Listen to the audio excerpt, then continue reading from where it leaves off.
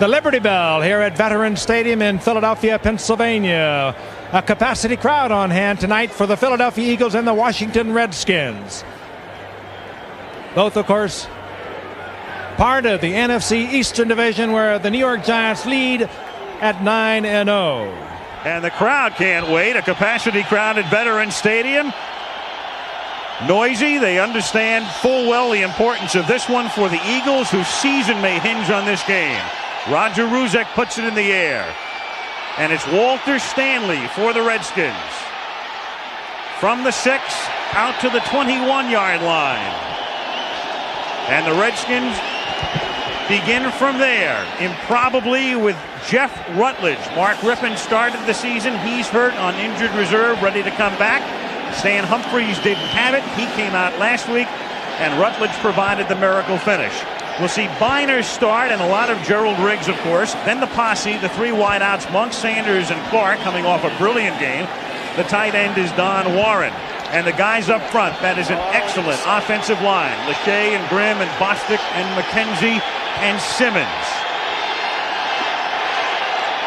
First down from the 20. Biner, and the whistle had blown before the inception of the play. I don't know. They might have taken too much time, Al. It's possible. Jerry Markbright. I think Ron Middleton was late getting on the field for Washington. The extra tight end. If that's the call, I don't believe I've ever seen that on the first play of a game. Neither has Gibbs, judging by his reaction. Let's get it from Markbright. We have a delayed game foul on the offense. We have a personal foul, unnecessary roughness on number 20, defense. We're going to penalize the 15 yards and disregard the 5-yard penalty. First down. Here's the personal foul part of it.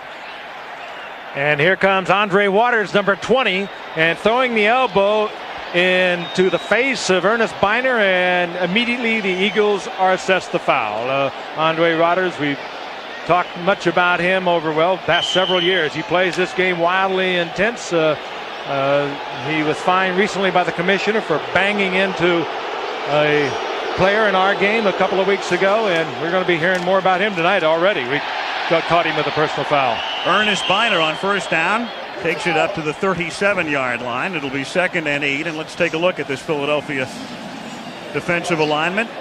With Mike Pitts gone, they do hope to have him back. It's White and Golick and Brown who's been nicked, and Simmons has been nicked as well. Joyner, Evans, and Small are the linebackers. Ben Smith, their number 1 draft choice. Eventually he'll be a free safety. Now he's back at a corner with Allen. Waters and Hopkins are the safeties.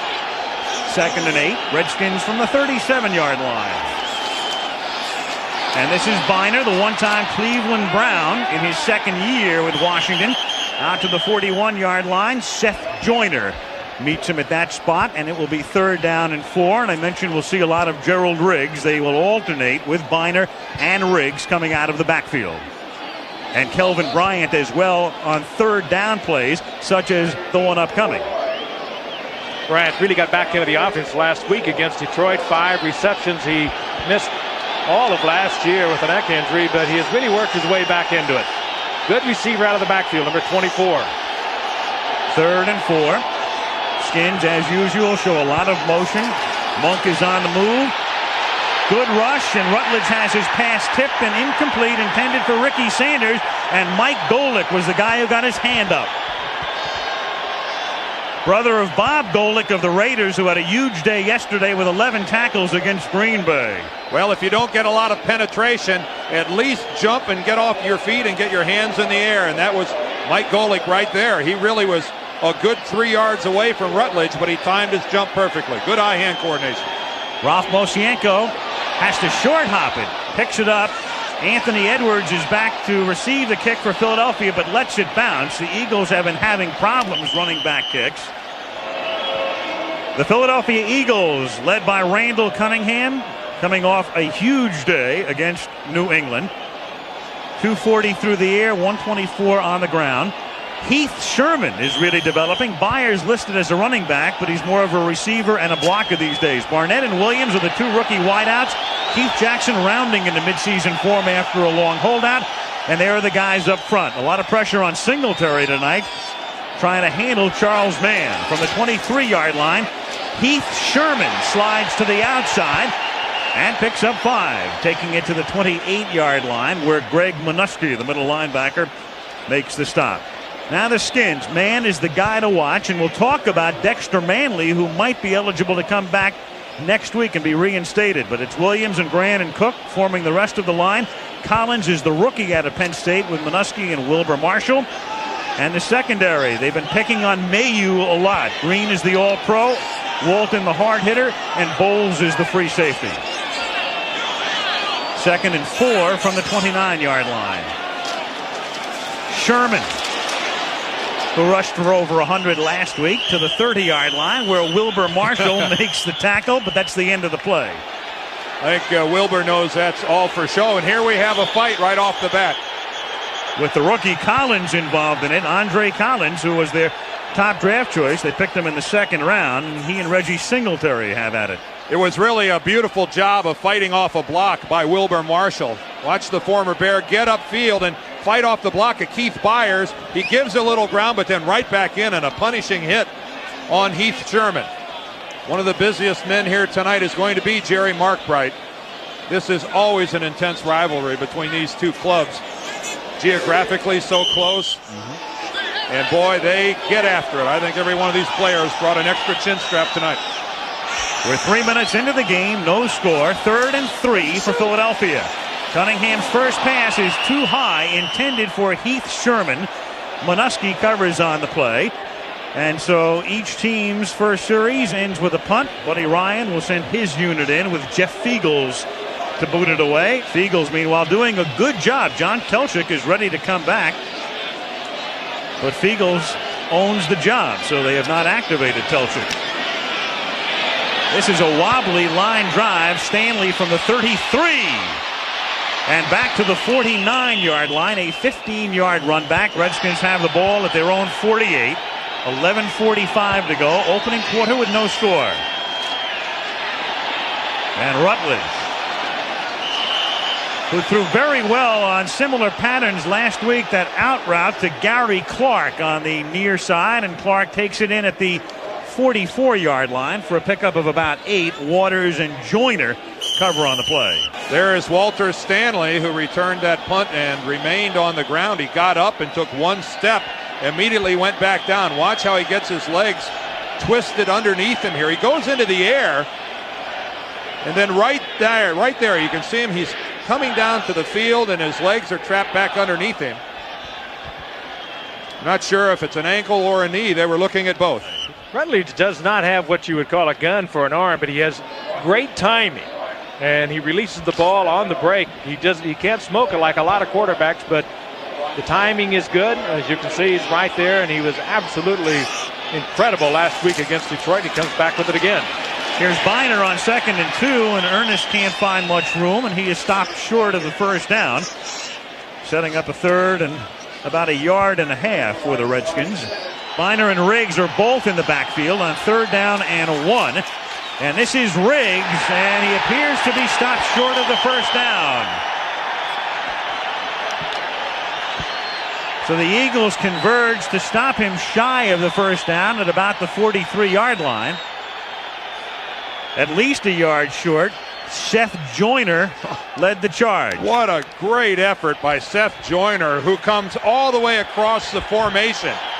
Here's Seth Joyner. Watch here. Watch him come all the way across and get into this play. What an effort by Joyner. I mean, he is across the formation, leaps over a player and gets in there and puts on a hit. Tremendous play by Joyner. Ralph Mosienko to punt. Edwards back to receive it. It's a low liner, bouncing at the 15 and fielded at the 8. And Edwards gets buried up at the 14-yard line by Andre Waters. Here it's the Eagles from the 14, and their first play on this series nets nothing. Heath Sherman wrapped up at the line of scrimmage. Eagles coming into tonight's game planned on running the ball much more than they did in their 13-7 loss a few weeks ago when they only carried it 8 times in the entire second half, 13 times for the game. Buddy Ryan said, we've got to run the football, and they come out trying, but not having that much success with it. 2nd and 9. Sherman goes nowhere. Loose ball. No signal yet from Mark Bright, and now he signals that they have maintained possession, have the Eagles, and that will set up a 3rd and long. You can see one of the things the Redskins are doing a lot of line shifting and then doing some stunts down on the line. That time Marcus Cook and Darrell Grant ran a little stunt that normally you see involved in the passing game, where Cook crashed from the outside and Grant looped around, and Ron Salt is coming off with a little assistance there. And the former Pro Bowler with the Indianapolis Colts. The Eagles gave a #1 draft choice for this guy, and he's a talented football player. Former 49er Bruce Collie takes his spot. 3rd and 9 from the 15-yard line. Cunningham chased by Marshall, and as he did all last week, runs for the first down. And he gets hit out of bounds by Martin Mayhew. Oh, that's blatant too. Mayhew comes over, and he gets the flag. Personal foul, unnecessary roughness, number 35, defense. Hit out of bounds, late hit out of bounds, first down. First of all, Randall Cunningham gets around and past Wilber Marshall, a very fast linebacker. But as you can see, Cunningham was a good yard and a half out of bounds when Mayhew hits him. And that's a flagrant penalty, and that'll get flagged every time. Cunningham, almost 500 yards rushing through the first 8 games of the season for a 7.3 yard per carry average. That's extraordinary. It's hard to imagine how fast he is. You ask Buddy Ryan, he said, 4.5. First down from the 40-yard line. And Cunningham airing it out and knocked away at the 20-yard line by Darrell Green on a pass intended for the rookie Fred Barnett. There's all kinds of bump 'em cars on that fly pattern by Barnett. And probably, maybe still the fastest man in the NFL, Darrell Green. He's won that title 3 different times. And he has got good position against Barnett, looking back into the ball. He's right there. He thought about maybe going up for the interception, but first and foremost, let's get it away from Barnett. Boy, that's beautiful. Outstanding coverage. 2nd and 10. On a delay, Heath Sherman squirts out to the 43-yard line. 3rd and 6 from the 44-yard line. Skins nearly jump, but there's no flag. And the pass is caught at the 42-yard line by Fred Barnett. Catches it in traffic and picks up the first down, and a flag goes down at the end of the play. Personal foul, unnecessary roughness, number 69, offense. 15-yard penalty, and it will still be 3rd down. Oh, they're calling Bruce Collie, who's into the game, as Al told you, to fill in for Ron Salt, the right guard. Well, if you're counting personal fouls, that's 2 against the Eagles already, and 1 against the Redskins. Puts a typical start. Puts it back to the 45, 3rd and a long 4. Cunningham has to get it to the 50-yard line, and it's incomplete on a pass intended for the tight end, Keith Jackson. And Jackson claiming that he was held by Alvoid Mays, but no flag on the play, and the Eagles have to kick. Jeff Eagles to kick, and Joe Howard now has to run back kicks, and he's not run a kick back for Washington yet this season. He fair catches this one at the 11-yard line. Report from the Eagle bench, Ron Salt hit in the head. They're not saying it's a concussion, but they're saying his return is questionable. As the Redskins take over at their own 11-yard line, Riggs is the running back in this formation. The play fake to Riggs, and then the pass to Riggs is dropped with Jerome Brown, the defensive tackle, covering on the play. They like to go to Riggs, or have through the years, both with Atlanta and Washington, as a receiver, but he holds a rather dubious mark. He's caught more balls without ever converting one into a touchdown in the history of the National Football League. 199. And look who's chasing him. That's Jerome Brown. Number 99, the defensive tackle, was in pass coverage. That's not getting much respect, is it? You think they think Riggs is that slow? 2nd and 10. Here's Riggs, and he gets dragged down by Byron Evans, the middle linebacker.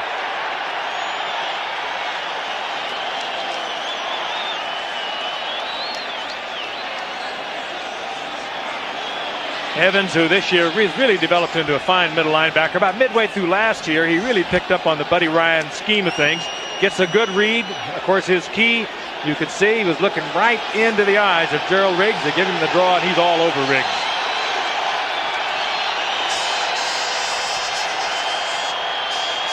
Third and 11 from the 11. That's Sanders in motion. Rutledge fires over the middle, and open is Clark. A flag comes in late. The pass was underthrown.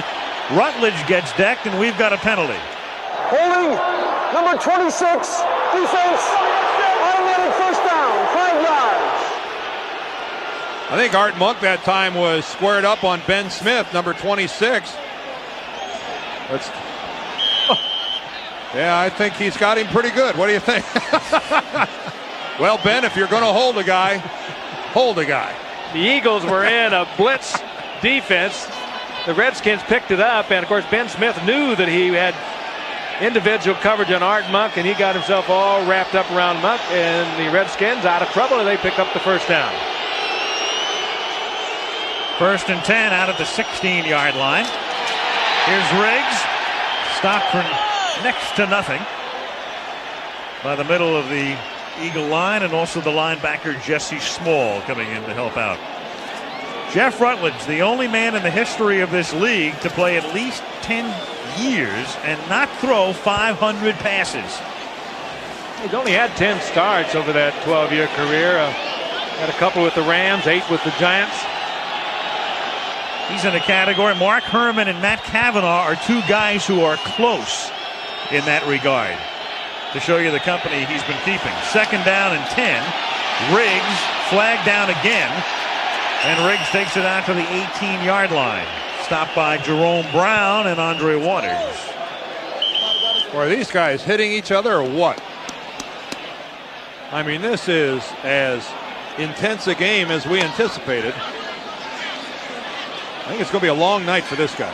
Offside, number 26, defense, lined up in the neutral zone. Ben Smith. 5-yard penalty, still 2nd down. Well, Ben Smith, who really was a safety man who moved over there with an injury to Isaiah Jenkins, but the number 1 draft pick, of course, of the Eagles, but he had played that spot during training camp, and you wouldn't suspect that he would line up in the neutral zone. That's the ultimate bump and run, isn't it? That's closing in on a guy. Next thing, you get in their huddle. 40 yards already assessed against Philadelphia. 2nd down and 5 from the 22-yard line. And Riggs takes it out to the 25. He's short of the first down by a couple. Byron Evans in on another tackle. It'll be 3rd and 2. 4:05 remaining in the opening quarter with no score. Riggs out, and per usual on 3rd down, Kelvin Bryant comes in. Veterans Stadium. Clear night and very crisp. Temperature around 40. There's Bryant lined up in the backfield. They go to what they call their heavy jumbo set. 3rd down and 2. And it's intercepted. Frizzell inside the 20, the 10, touchdown.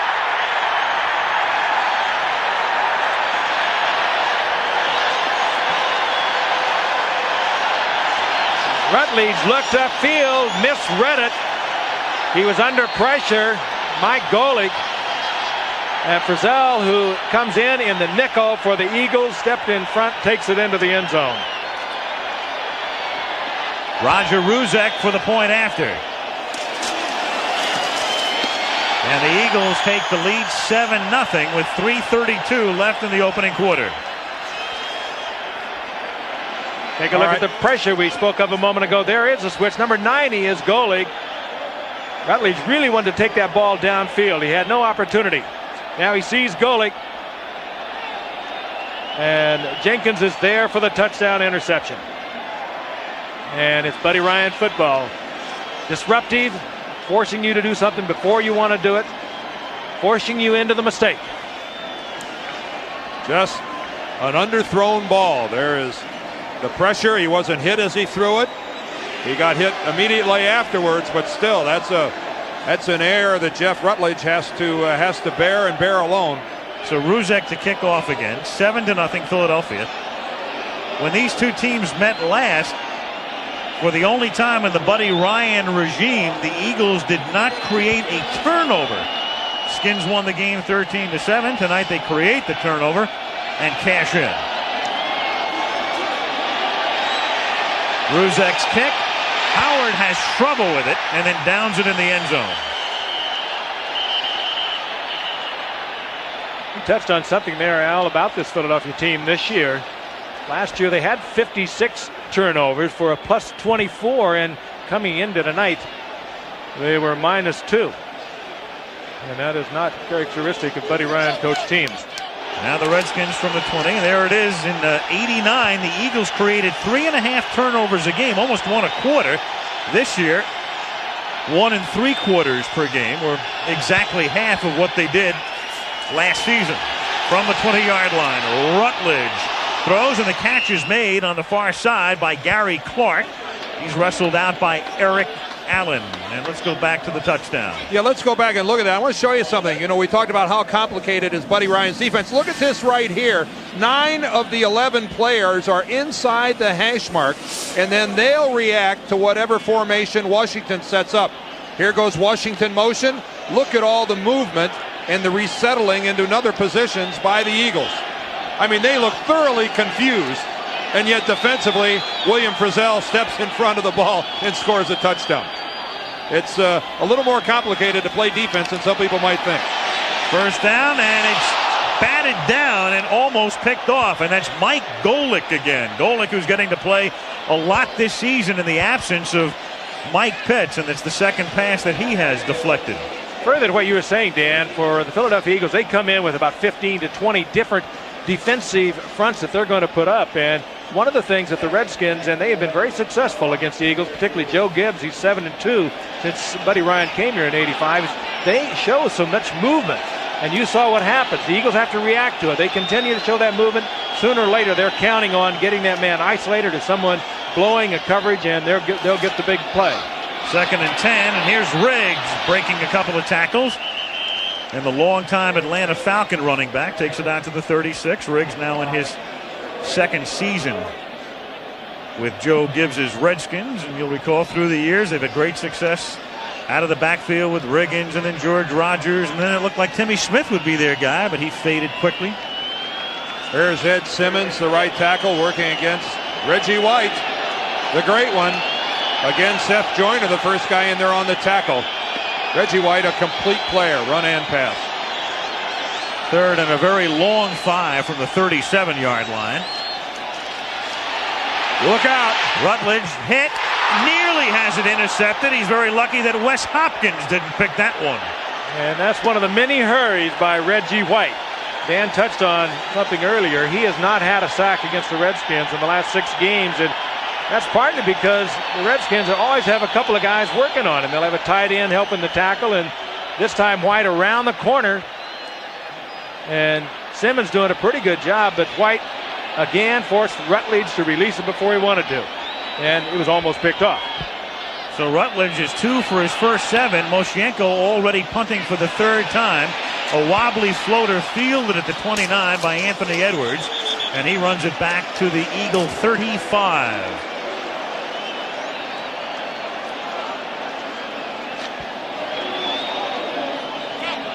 Cunningham's on a pace. He'd come very close to establishing a National Football League record for most yards rushing in a season by a quarterback. Bobby Douglas did it for the Bears in 1972, 968 yards.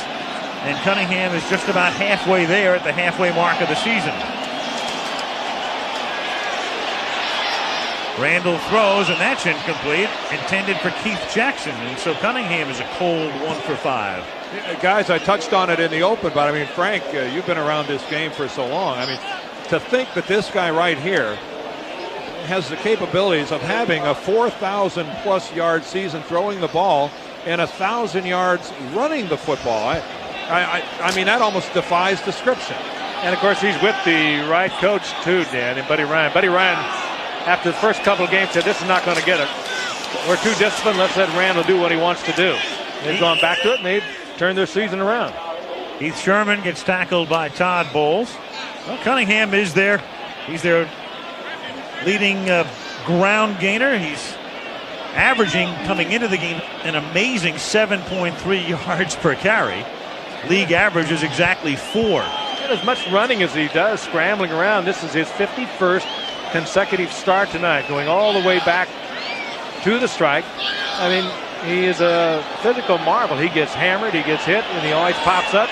He's like a plastic man out there.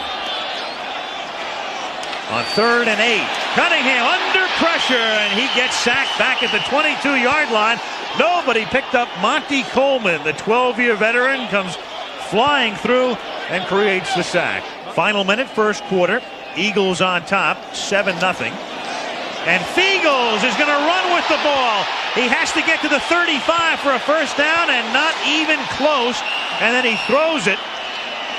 And that creates a flag, and it's going to be Washington ball because of Sidney Johnson coming flying through. And you know what Fiegels is going to get called for? Intentional grounding.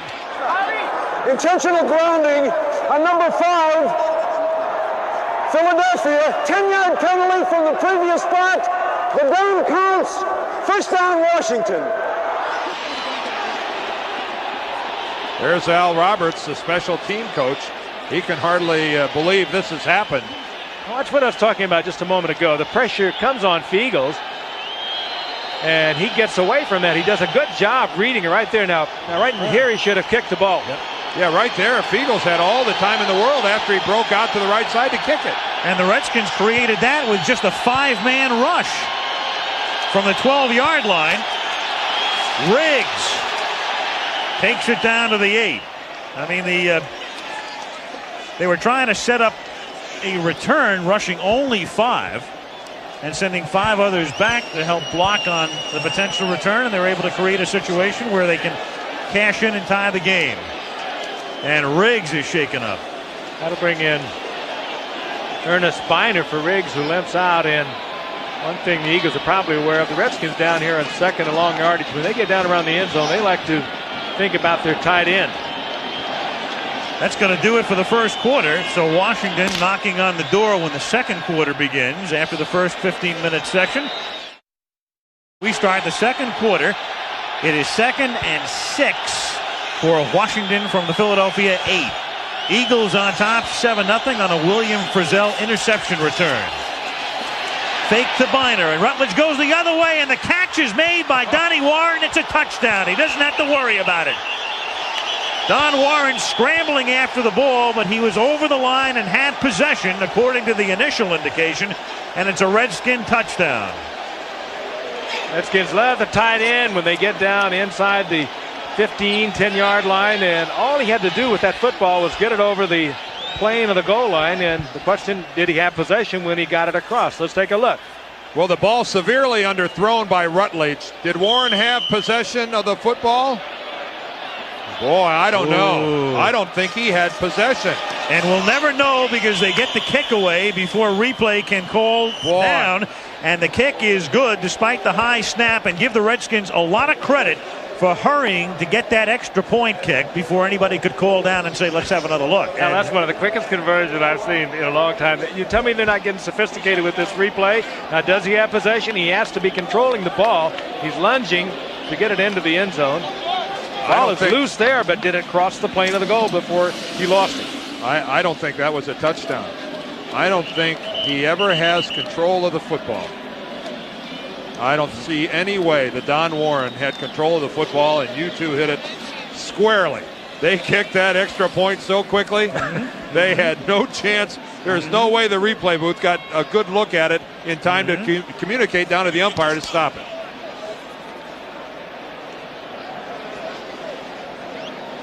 You cannot review a play once the next play begins. And it doesn't matter whether it's an extra point or not, or just another regular play. Once there's another snap, that's it. End of chance. The guy who made this happen, though, is Don Warren. Even though, in our estimation, he didn't have control of the football, he had enough control on the football to get credit for the touchdown on a real poorly thrown ball. This is Thomas Sanders, the former Bear and Charger. He loses the ball, but the play is over. Brown causing the fumble as Sanders takes it out to the 16-yard line. 1st and 10 from the 16-yard line. Keith Sherman takes it out to the 18-yard line, and Wilbur Marshall comes up to make the tackle for the Redskins.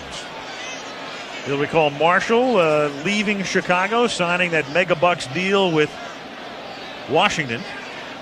And he is having some year. Wilbur Marshall, who was really at the focal point of everyone when he came, as played out his option and was signed, and he does not freelance like he used to freelance in the Buddy Ryan defense in the Chicago Bears scheme of things. It's more controlled under Richie Pettibone, and consequently you don't see that much of him firing all over the football field, but he is having a great season.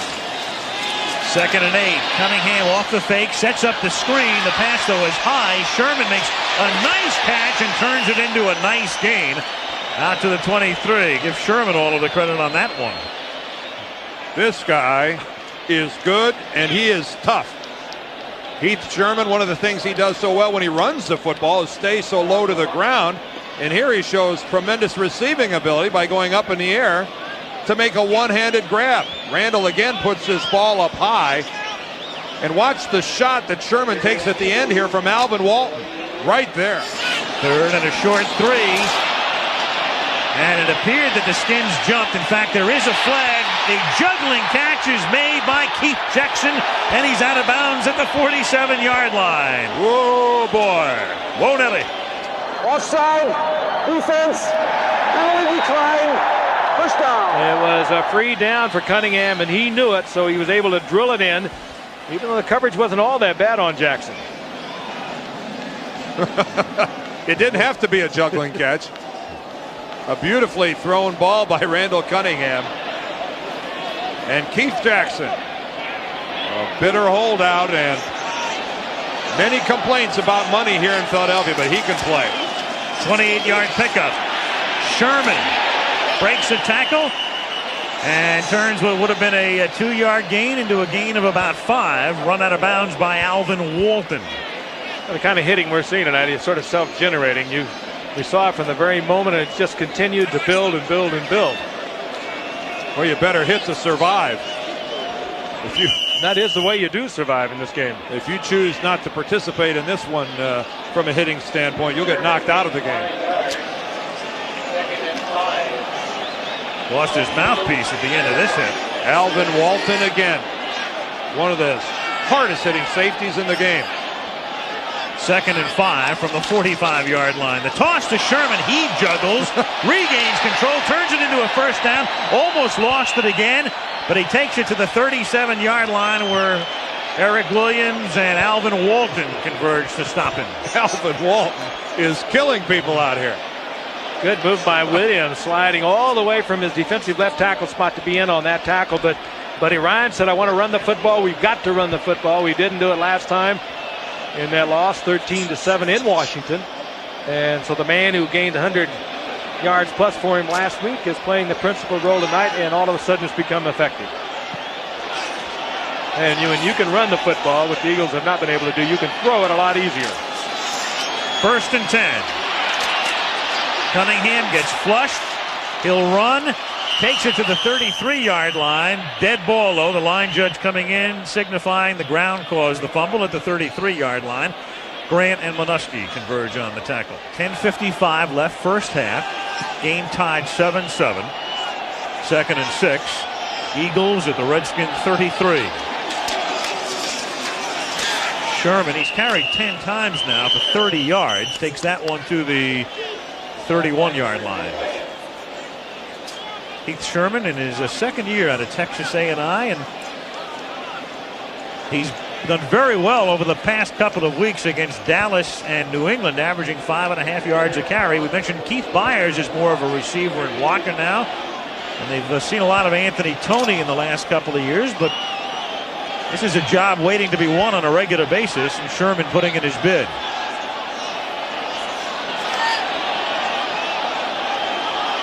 Third and 5. They send Jackson in motion. And Cunningham throws and nearly has it picked off at the 15, intended for Fred Barnett, and in and out of the hands of Alvoid Mays. I think they're going to go on 4th down and 5 at the 32-yard line. And they will. Buddy Ryan sends him back out there. 4th and 5, as we say, passing up the opportunity for a 50-yarder in what is a swirling wind right now. Not a bad gamble, all things considered. Cunningham. Back to the 43. He gets sacked. The one thing they didn't want is the sack, because now the Redskins going to take it over about the 43-yard line. I mean, Buddy believes in the defense, but he would have liked for Randall, if he couldn't get the completion, to at least get rid of the football. Redskins taking over at their own 42-yard line. And Ernest Biner goes nowhere. Wrapped up in the backfield as Clyde Simmons, who's been bothered with an Achilles strain, and thus his sack production is down, is able to get into the backfield and stop him before he gets started.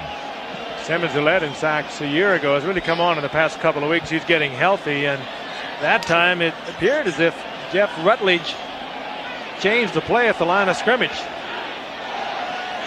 And went right into the teeth of the Eagles defense. Loss of 3, 2nd and 13. 9:15 to go in the half. Game tied 7-7.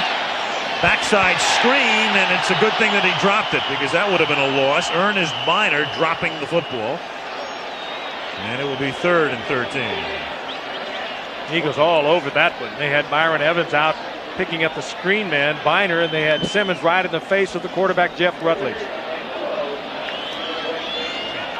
Talked about Evans earlier, how he's picked up all the complexities of Buddy Ryan's defense, and it is a complex for that middle linebacker in Buddy's scheme of things. Rutledge under pressure, throws it away. Good rush that time. Art Monk, the intended receiver. And it's 4th down, and it's a 3-and-out series for Washington. 9:06 to go in the half. Anthony Edwards is back for the Eagles. Swirling wind on the surface. Rush was on. Moshenko gets it away. Fair catch is called for.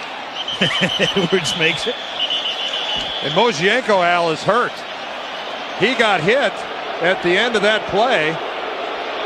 No flag. Yeah. There was no flag thrown.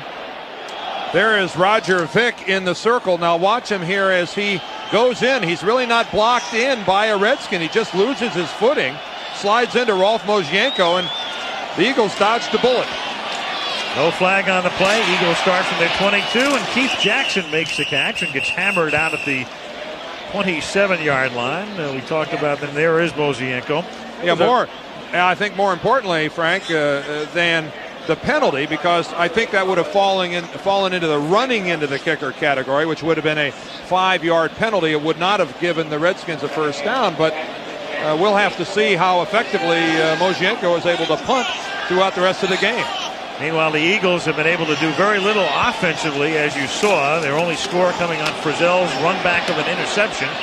Heath Sherman can't get started. He is stopped at the 27. That's a loss of 1, and will set up a 3rd and 5. One thing about the Eagles offense and Buddy Ryan's attempt to run the ball with Heath Sherman and Keith Byers, and is the fact that you take the ball out of the hands of your best running back, and that's Randall Cunningham. If you let him throw the ball, say 40 times in a ball game, he's going to end up running it 10 or 12 times, and he is the best runner on this football team. That much time left in the half. Game tied 7-7. 3rd and 5 with Williams, the rookie, in motion. Cunningham with a deep drop and another sack. Jumpy Gethers, the New Orleans Saint, longtime defensive end who was picked up in Plan B by Washington, gets this one. Well, one of the strategies by the Redskins here is to run in 3 new defensive linemen on 3rd and long. They bring in Fred Stokes, they bring in Jumpy Geathers, they bring in Tim Johnson to put fresh legs in pursuit of Randall Cunningham. Darrell Green, the cornerback, drops back for Washington to take this Feagles kick. Remember, Stanley is hurt and done for the night. They tried Howard on the last punt, and now it's Green calling for a fair catch. Redskins from the 42, 1st and 10. Game tied 7-7, 7:12 left in the half. Rutledge buys time with the fake to Biner, and then it's through the hands of Jimmy Johnson. The pass was right there, and Johnson couldn't hold it. Oh, and that play was set up well. Johnson cracked down like he was going to block.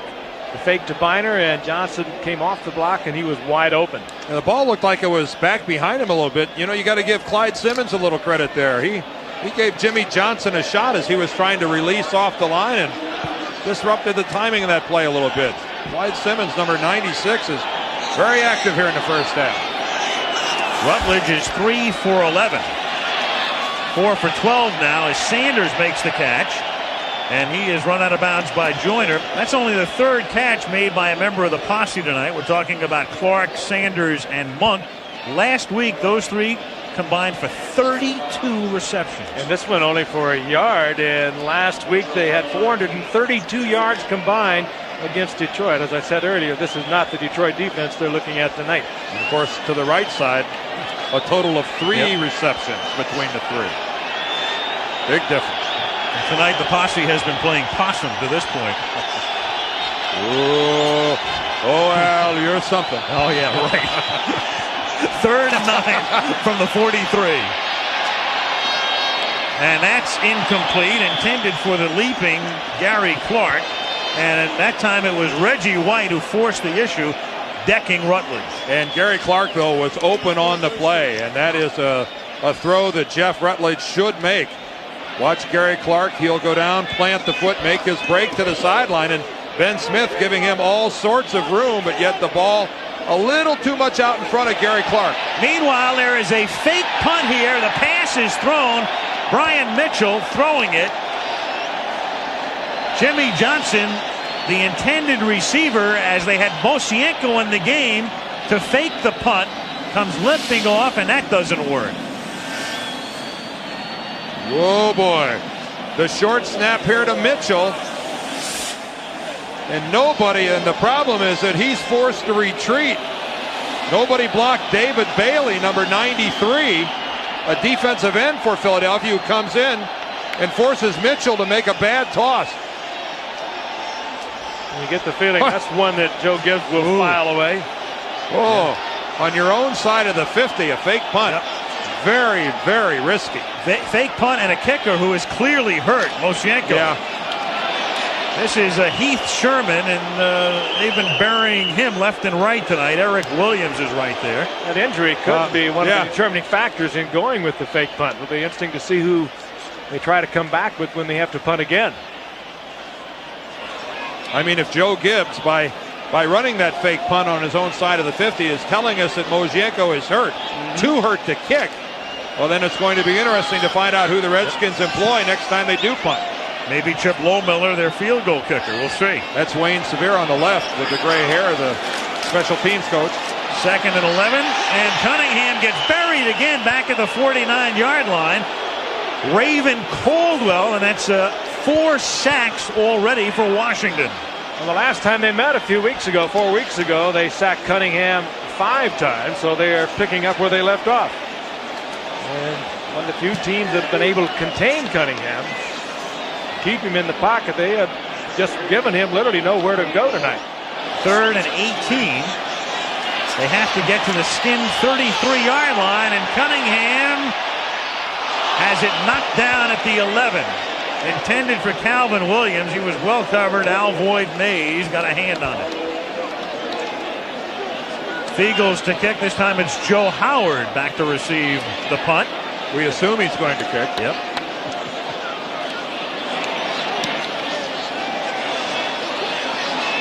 Howard with some room from the 11. Brings it back to the 24-yard line. We have exactly 5 minutes to play in the first half. This game is tied 7-7. From the 24-yard line, Rutledge on first down throws into a lot of traffic and threads it in there to Ricky Sanders, who gets between two defenders, a 26-yard pickup. Jenkins was there along with Jesse Small, and Sanders got in between them. Boy, how's that for a matchup? Buddy Ryan is asking Jesse Small to go man-to-man, running with Ricky Sanders, a wide receiver, and he's really right there on top of him. But, boy, you are putting a lot of pressure on a linebacker, asking him to go one-on-one with a fast wide receiver like Sanders. 1st and 10 at the 50. Here's Biner picking up 3. We've not seen Riggs back in the game since he went hobbling off a couple of series ago. Clyde Simmons makes the stop. You don't give up much when you lose somebody like a Riggs for a short period of time. Biner and Riggs both very adequate. He's coming into the game averaging 4 yards a carry. Biner gives you a little bit more of a dimensional offense. He can work out of the backfield better than Riggs as a receiver. He'll stay in on the 2nd and long. Report on Riggs from the sideline. Sprained foot is expected to return. 2nd and 7. Biner swings to the outside, and the one-time Cleveland Brown picks up 5, taking it to the 42-yard line. Myron Evans and Andre Waters converge on the hit. 3rd and 2. Here are the Skins tonight on the ground, averaging less than 2 yards a carry. Give credit to the guys in the green shirts. They have really stuffed things at the line of scrimmage, and this is an outstanding Redskin offensive line. Redskins have not converted a 3rd down tonight. They're 0 for 6. 3rd and 2 here. And Rutledge going deep for Clark and threw it behind him, and then it was Izell Jenkins nearly coming up with the interception. The poorly thrown ball by Rutledge, but good coverage by Jenkins. He was asked to cover man for man on Gary Clark. He was right there in the coverage. Yeah, but the blitz was coming on. He knew he was going to be with him all by himself. Watch how far behind this ball is thrown. Right there, Gary Clark, if the ball is led to him out front, has a chance of making a big play. That could have been 6 points. That ball off target to the left, maybe a good 5 yards. Now the hurting Mosienko is able to get the kick away. Hits at the 10, and the Skins will down it very deep in Eagle territory at the 2-yard line with 2:40 remaining in the half as Mosienko goes limping off. 1st down, Eagles from the 2. Sherman drops the football at the 7-yard line, but recovers it himself after a gain of 5. A fortuitous bounce for Heath Sherman. That is an AstroTurf bounce. I don't know that you could count on the ball coming right back up as quickly as it did here. The second worst thing you can do if you're an Eagle is fumble the football. The worst is when you have to come to the sidelines and look into the eyes of Buddy Ryan. 2nd and 5. Sherman again takes it out to the 10. It's going to be 3rd and 2, and that's going to take us down to the 2-minute warning. Interesting note, the Redskins have not picked off a pass in 4 consecutive games, and this is a franchise that has been around since 1932. And it's the first time in team history that has happened, and they're going on 4.5 games as we have 2 minutes to play in the half. 3rd and long 1, Philadelphia from just outside the 10. And Sherman gets that 1 and about 2 more, taking it to the 13. 1st down, Eagles, who have 2 timeouts at their disposal. Monty Coleman makes the tackle. Eagles going without a huddle as the seconds tick off.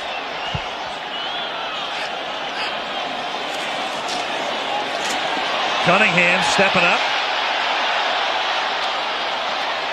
Eludes Marshall and gets run out of bounds, stopping the clock with 1:29 to go in the half. Randall that time messing up on the snap count, actually starting to drop back before the ball was snapped. If the Eagles would have had a receiver or a back in motion, that would have been a motion penalty, but as it turned out, Randall was the only guy in motion at the snap of the ball. I saw Randall peering over the sidelines where the play was being signaled in, and he obviously was not terribly happy with what they were giving him. Philadelphia, amazingly, 12 yards through the air. With a minute 29 to go in the half. It is second down and 5 as Sherman swings to the outside and seeks the first down and is very close to it. The head linesman going right over to the stripe. I tell you, one of the things I like about Heath Sherman is that seldom does the first man who hits him bring this guy to the ground. You see some backs, and it just seems that the first defender that gets a shot at him seems to bring them to the ground. And Heath Sherman is one of those guys that it always seems to be the second or the third guy that ends up bringing him to the turf. And that's a kind of toughness and sturdiness that keep you around this league for a while. First down. He's been a real workhorse tonight, and you can see movement on the right side. That appeared that Collie moved at first, and then the Redskins came flying in. Number 69, offense. And it was Collie. 5 yards, first down. And Charles Mann very alertly was not going to let them get away with it. He stepped across the line of scrimmage and, of course, precipitated the foul. You'll see 69 right there, the former 49er, rocking back into position, setting up for the pass, and Mann on your far right steps across the line of scrimmage.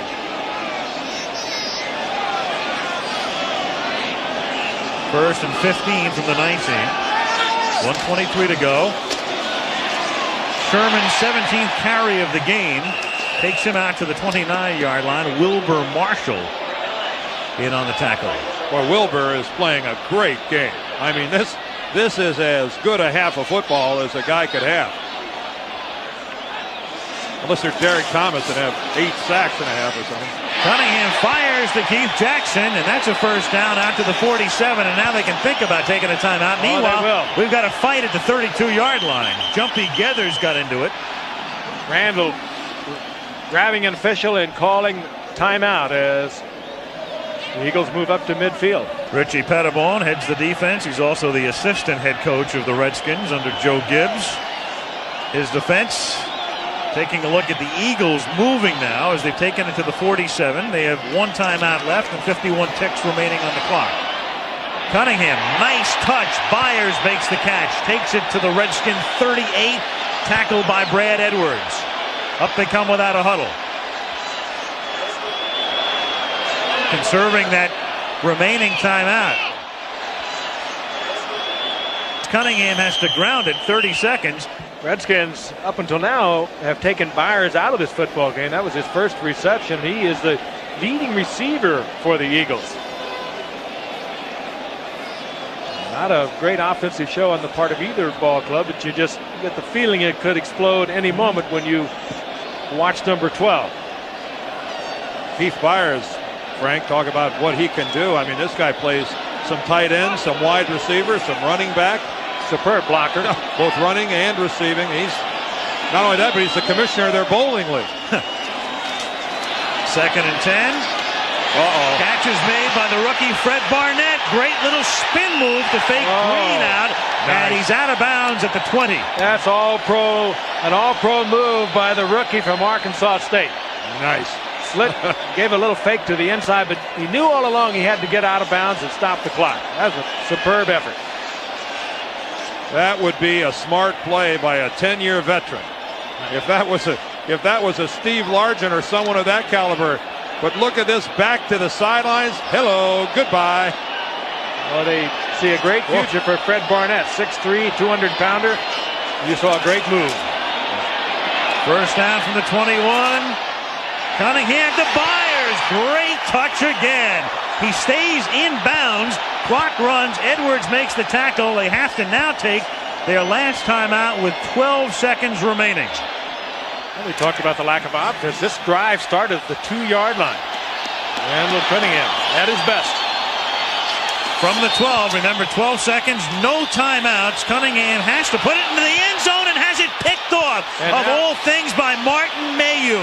So there won't even be a field goal attempt. And that might be Cunningham at his worst. One thing he did not want to do is get that ball picked off. He had almost a cinch, 3 points. I mean, I just think that's a question of Cunningham expecting one of his receivers to do one thing. Sherman is out here to the left, made a break to the sideline. There he is right there. He also had another receiver working across the middle of the field. Quite obviously, Cunningham thought one of those guys was going into the end zone and break away through the ball. It almost looked like he was throwing it for a fade down that sideline. Oh, that hurts to go in to the locker room.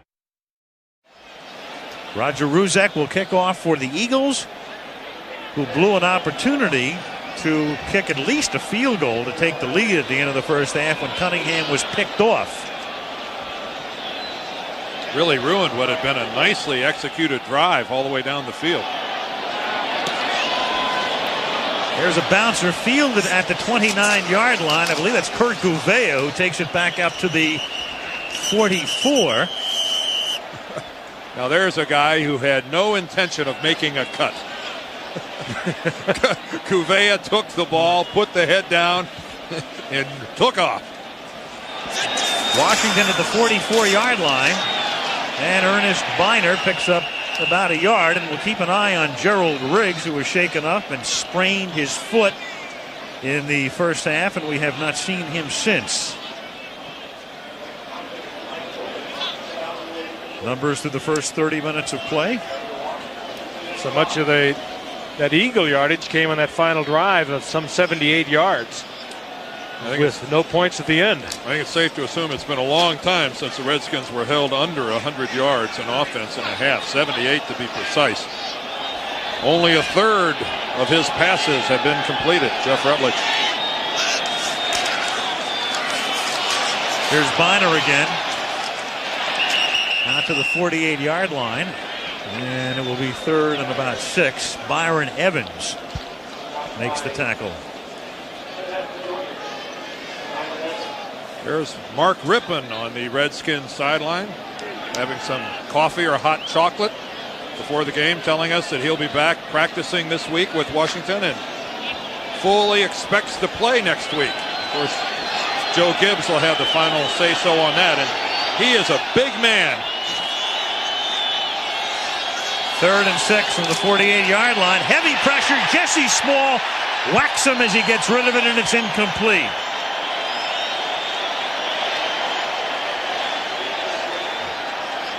Jesse Small, not all that small, but he is quick.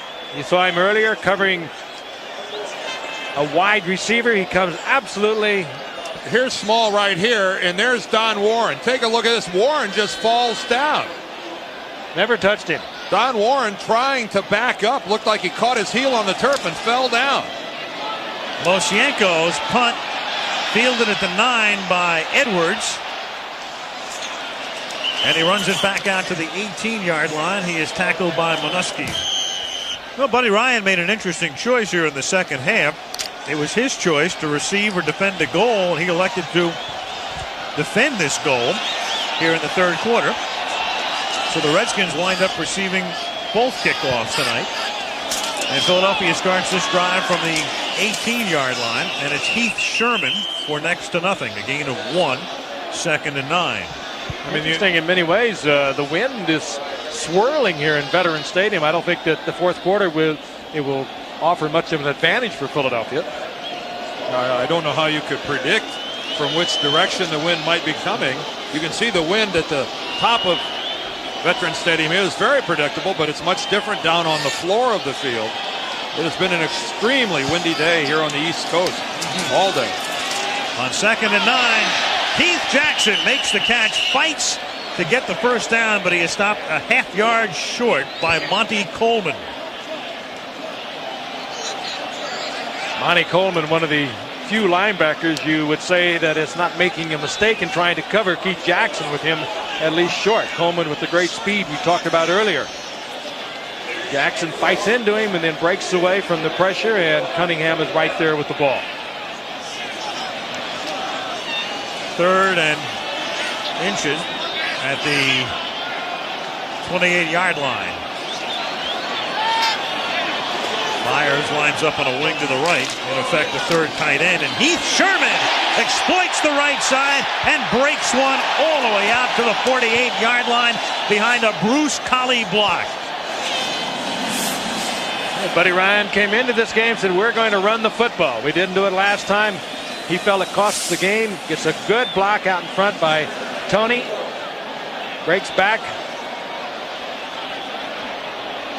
Boy, it all started with a double team at the point of attack between Reggie Singletary, the right tackle, and Keith Jackson, the tight end. And this offensive line and tight end combination for the Eagles has been very effective tonight. They've been producing some nice holes for Sherman. 1st and 10 at the 49-yard line. And a nice hole there for Sherman to move through, pick up about 6 to the 45-yard line of Washington. Keith Sherman, well, since Buddy Ryan came here, and that would be 1986, he's the first Eagle running back with consecutive 20-carry games. Now, their featured back through most of Ryan's reign has been Keith Byers. Last week, 24 rushing attempts.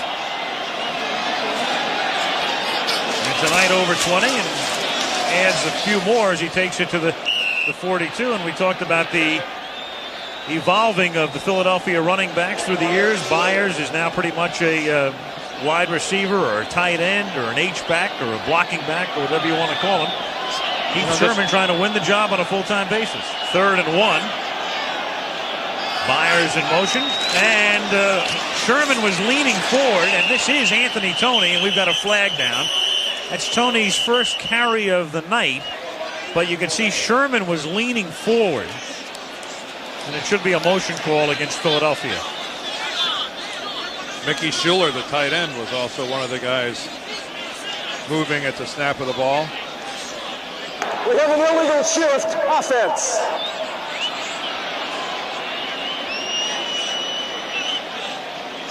Schuler, the longtime Jets tight end. Cunningham for Byers, and he can't hold on. Monty Coleman with the coverage. And that'll set up a 4th down. Oh, that was laid in there perfectly. Feagles of the Eagles to kick it away. Howard moves over, makes the catch at the 8, and gets wrestled out of bounds by William Frizzell at the 11-yard line. Well, if you're wondering why Dan will be sleeping on the mattress only at the hotel tonight. That is the only complimentary banner in this entire stadium tonight. I'm surprised that one hasn't been ripped down yet. On 1st down, it's a tip pass. Oh, Clyde Simmons again, I think. Yep. Oh, he's playing a banner game. Clyde Simmons, 15.5 sacks a year ago. Times his jump, as we saw Golick do it earlier in the game. Look how far away he is from Rutledge. He's 6'6" when he has a great vertical leap, and apparently that Achilles tendon that had troubled him early in the year is completely well now, because he's played great in the past couple of weeks.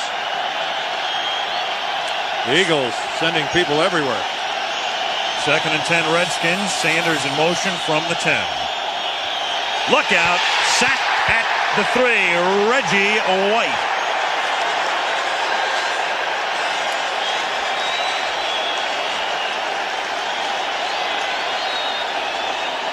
Big Joe Jacoby is in there at right tackle, and Joe is dropping back like he's expecting it to be a drop back pass, and yet Rutledge is actually rolling that way. I mean, a confusion there between the quarterback and the right tackle. 9th sack this season, and as we said earlier in our telecast, he had gone 6 games without a sack against the Skins. Now he has one. He'll never have an easier one than that. Confusion on the part of the Redskins offense. 3rd and 17, and Biner is stopped back at the 2. The Redskins tonight have not converted a 3rd down. They are 0 for 9, and now the injured Moshenko is going to have to kick from the back of his end zone.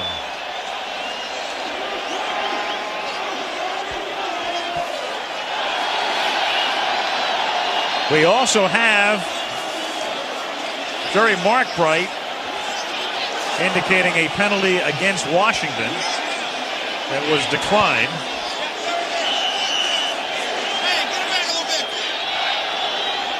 It's third down. What Mark Wright was saying negates the play. There was a delay penalty. So it's third down and 18 from the 2. Biner, and he does give Moshenko a little more room than he would have had without the penalty. Takes it to the 7. Well, those are a very important 3 or 4 yards that the Redskins picked up. They would have had to punt from a very tight formation. They may have to do it anyway. And the Eagle defense has just continued to play good football. Yep. They have been all over Washington tonight from the get-go. They're playing great football. And they're kicking from that tight formation. They won't get good coverage on it. Moshenko's kick is a low liner fielded at the 45 by Edwards.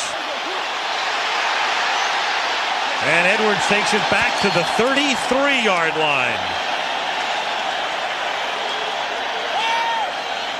So the Eagles in pretty good shape here with 7:36 to play in the third. Beginning this drive in Washington territory. And Buddy Ryan stays on the ground. He told us we've got to run the football against Washington. He's going to have a low-scoring game no matter how it goes. He didn't like what they did 4 weeks ago, and he has come out running and stayed with it. And I think you better get used to hearing the name Heath Sherman. Oh, yeah. I mean, this kid here is one tough runner. I like his style. Over 100 yards last week, and he's dominating this game on the ground for Philadelphia so far. Here he is again, bouncing off a tackle, but then he is wrapped up. Wilbur Marshall coming in with some help from Alvin Walton to corral him. Oh, and we've got, is that Minuski still down on the field? Greg Minuski, the middle linebacker, who's played an awful good game to this point. Hank Stram on the left, Jack Buck on the right, calling the game on radio. Two guys with very deep pockets. And they just took a look at themselves on the monitor.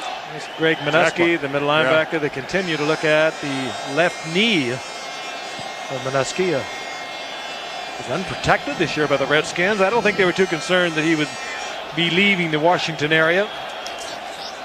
And he did have a couple of offers, but he stuck around and has been a major part of their defense now, being assisted off the field. And you can see that they have splinted that leg, and he's not putting any weight on that at all. This is certainly a damaging blow to the Redskins in their run defense. Meanwhile, it's 3rd and 5. Key play here for the Eagles. 6:38 to go in the third, and the game is tied.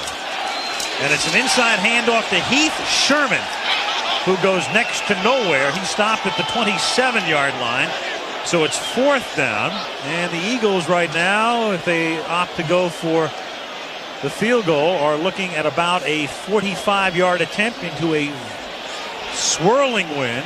And we do not see Roger Ruzek. They at least will line up as if they're going to go for it. The last time the Eagles were in this situation, Randall Cunningham ended up getting sacked, and they lost even more yardage. 4th and 4 at the 27-yard line. Good place to run a real hard count and try to draw Washington off. The pass, it's Sherman, and he has the first down. Picks up the first down as he goes out of bounds at the 22-yard line. We talked about his running there. Obviously not afraid to throw the ball to Heath Sherman. He had 13 receptions coming into tonight. We saw him make a great grab of a screen earlier in the game, and now he comes up with a big first down reception. Boy, you have got to like this kid. Only in his second year. I mean, look what this guy's doing tonight. Handling the ball 26 times, over 100 yards total offense, and a lot of them very clutch. First down to the 21. Sherman again to the 20-yard line. Heller and Andre Collins mixing. Collins, the rookie linebacker out of Penn State.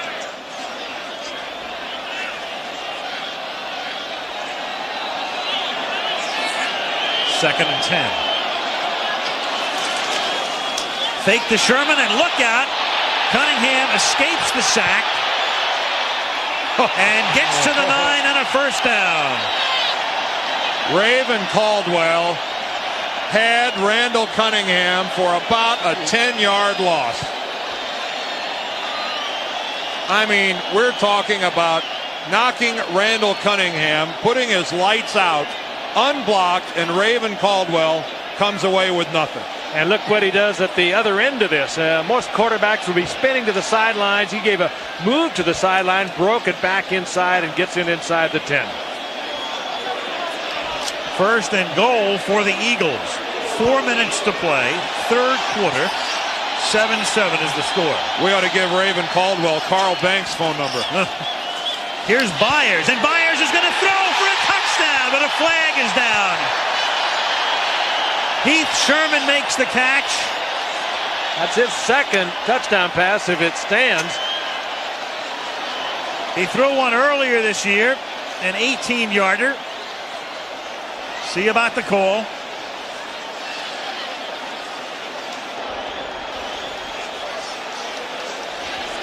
Watch out for the tight end, Keith Jackson. He may have made a block downfield while the pass was in the air.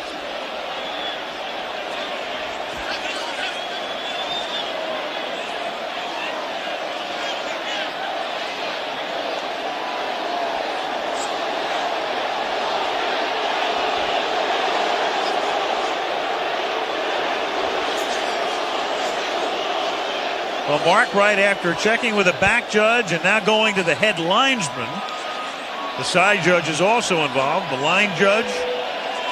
I'm sure they're discussing whether Jackson's block came before the ball was thrown or while it was in the air. You can't block someone downfield. You can't knock them down while the ball is in the air. That's offensive interference. Well, he's consulted with just about every other official on the field to see who had the best view. Here's the call. There's no foul. Touchdown. And they rule that Jackson's block was legal. Let's take a look at this. Here is Keith Jackson right here. Now you watch how he moves downfield. And there's his block, and they ruled that the block came before the ball was thrown, and thus the touchdown. And it did appear that it did. Yeah. You could see the ball released by Cunningham. That's a good call.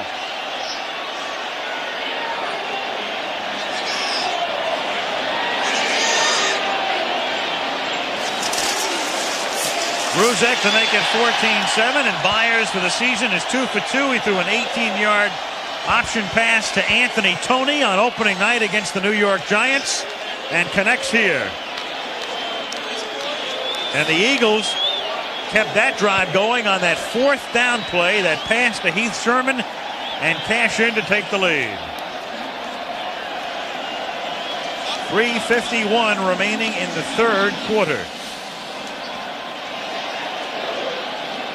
Rapidly becoming the Heath Sherman show here tonight. Youngster out of Texas A&I. He's carried the front of the offense on the ground. He's been an excellent receiver. Handles some good blocking. You know, guys, another thing to think about with Keith Jackson's block there, and here he is right here, but keep in mind the line of scrimmage is the 10-yard line, and watch where his block takes place. This is another thing I think the officials were talking about, because this block really doesn't end up being downfield. He makes that block right on the line of scrimmage, which makes it legal regardless of when the ball was thrown.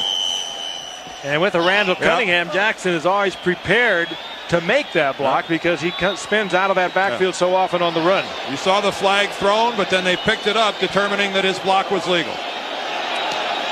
Ruzek, a floating kick into the swirling wind, and backing up and fielding it at the 17-yard line is Howard. And Joe Howard takes it to the 24. It's down. Down to the 24. No fumble.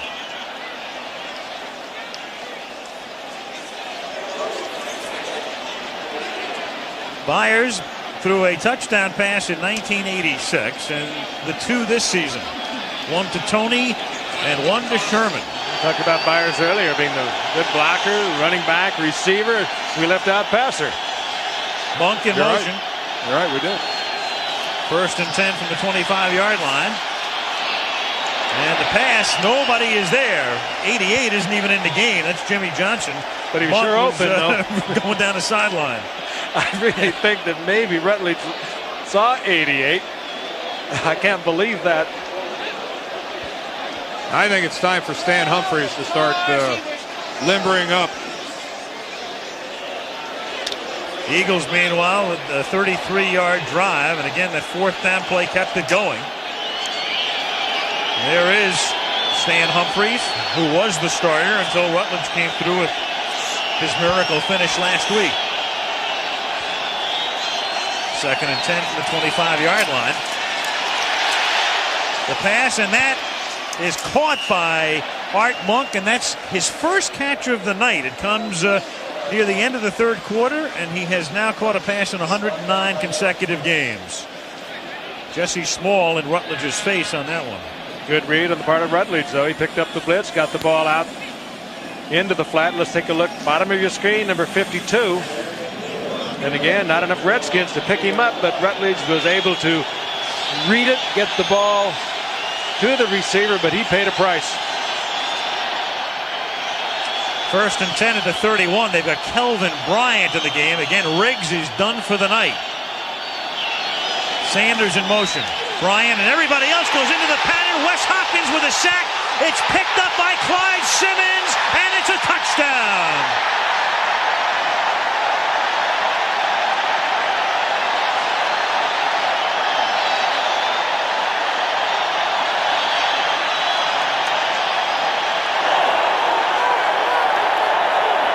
Safety blitz, and nobody touched him. Well, there was nobody to touch him. The Redskins, with only one back in, had him on the other side of the formation. Hopkins blitzes to the other side, and there's no one there. I can only assume that Jeff Rutledge has to read that on his own and get rid of the football. Ruzek to kick, Fiegels to hold.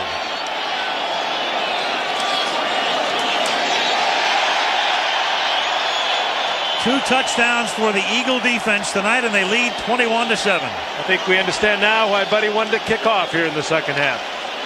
His defense is his offense. Hopkins, again, nobody there to pick him up. They were all in the pattern.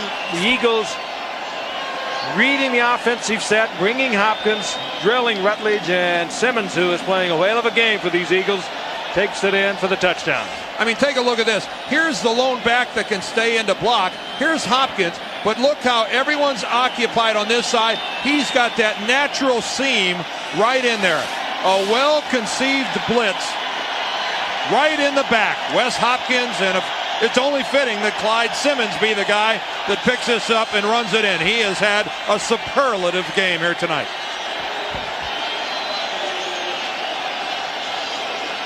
The Redskins all week have known that Buddy Ryan was going to blitz, that he was going to come after them. And the blitz has wounded the Redskins here more than once tonight. And there's Stan Humphries with his jacket off and warming up. And in the 4th quarter, even though it's a swirling wind, if it prevails at all, the Redskins will go into it in the 4th period. Ricky Sanders fields the kick and brings it back out to the 35-yard line. Redskins will begin their next drive from that spot, and they will do it with a new quarterback. He did not have a whole lot of time to warm up, and it is chilly here in Philadelphia tonight, and the temperature is continuing to drop, and I don't think they have a choice. I think Rutledge maybe had to come out of this game. Well, that's his right hand, and he's a right-handed quarterback. When you see him taping the hand and taping the thumb, that's going to make it more difficult than it would ordinarily be to throw the ball. First down from the 35-yard line. Humphries with a deep drop, under pressure, gets it away to Clark. He takes it to the 50. The tackle is made there by Ben Smith. And it's a first down. And there is no way to gauge the importance of that play. Here is the blitz again. We'll look at it from the other side of the field on our reverse angle, and let's see if we can see if he has to throw that right hand out to catch himself when he goes down. Yeah, he lands right on it. Wes Hopkins hitting him in the back, and there's Clyde Simmons. And Simmons looked to me when he went into the end zone right here. Right there was almost a hitch in his step right about the 3 or 4 yard line, and I wonder if maybe that Achilles problem that's been haunting him all year hasn't resurfaced. Could be that, or the fact that he probably has not been able to work out as much as he'd like to from the very beginning of the year with that Achilles problem. That time he was sprinting into the end zone, so we'll be checking at the sidelines on Simmons. David Bailey comes in to spell him along the defensive front.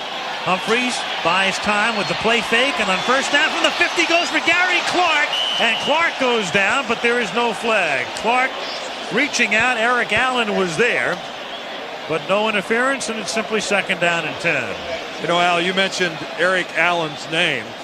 I mean, stop and think about it. That might be the first time all night we've even mentioned his name, and that's how good Eric Allen is. I mean, this guy is a Pro Bowl cornerback, and you'll go an entire game and not even mention his name because nobody goes at this guy. You talk about the loneliest man on the field. He might be the most bored man on the field. Sign of respect. 13 interceptions the first couple of years. You want to stay away from something like that. Replay proved he wasn't even as close as we had initially thought on that, as Clark reached out for it, couldn't get it. Second down and 10, and that pass is incomplete. The closest Redskin receiver was Art Monk, and it will be third down and 10. Humphreys, I think, just threw that one away. Things were starting to rapidly fall down all around him.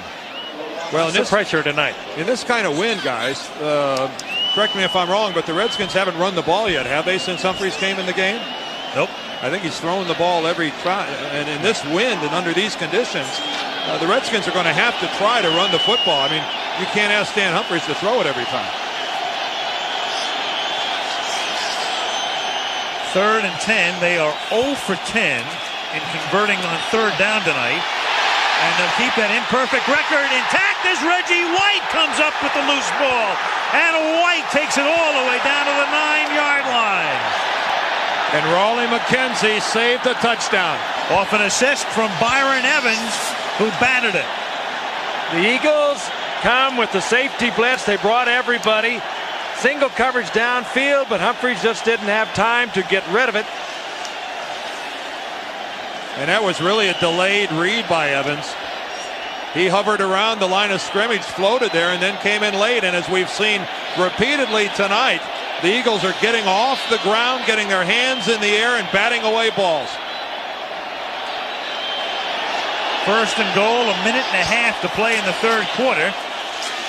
Sherman again takes it to the 5-yard line. It will be second and goal. Well, the Redskins last week trailed the Lions by 21 points in the second half. They're on the verge of trailing the Eagles by 21 points in the second half, and I think they're tempting the fates. There is Evans going high in the air, and there is big Reggie White. Raleigh McKenzie showing some speed here because Reggie can really go. Second and goal, Eagles from the 5. They lead by 14. Sherman again gets to the 1, scrolls to the 1. I like this guy a lot.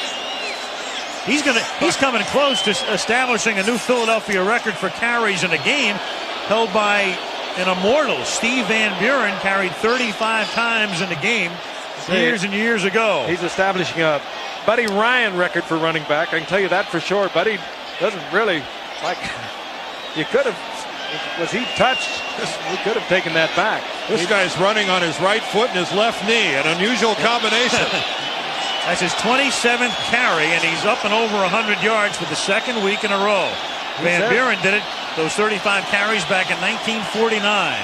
If you're wondering why he wasn't called down when the knee touched there, he wasn't hit by a Redskin. That's why. Meanwhile, the Eagles call a timeout, did they? With 2 seconds to play in the quarter. And third and goal upcoming. How many times has Buddy Ryan told Well, everyone, us included. My running backs only carried 9 or 10 times a game. We've seen things change dramatically here tonight.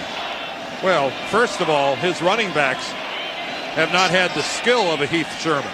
I mean, Keith Byers really is more skilled as a receiver than he is as a guy who can pound away in there, even though Byers is a big man at 240 pounds. But they haven't had an exciting runner like Sherman. Up until now, it's been that man just stepping into the huddle, number 12, Randall Cunningham.